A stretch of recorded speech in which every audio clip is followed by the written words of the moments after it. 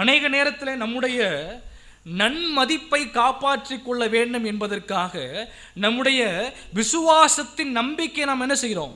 ஓரங்கட்டுறோம் இல்லையா?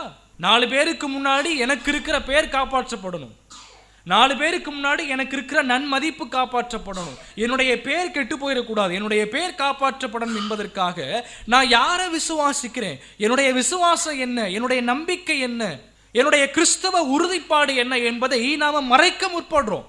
பணி செய்கின்ற இடத்துல என்னுடைய விசுவாசத்தை சொன்னா, என்னுடைய நம்பிக்கையை சொன்னா நான் எப்படியும் ஒரு வித்தியாசமாக தெரிஞ்சிடுவேனோ, என்னை வித்தியாசமாக பார்த்துடுவாங்களோ என்பதற்காகவே மறைச்சு வைக்கிறது.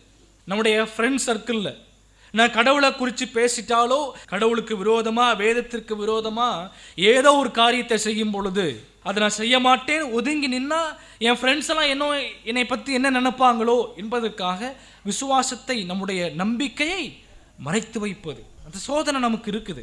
அது உண்மையான ஒரு சோதனை, அது உண்மையான ஒரு பிரச்சனை. உலகம் நமக்கு ஆறுதலையும் சௌகரியத்தையும் அது நமக்கு வாக்கு பண்ணலாம்.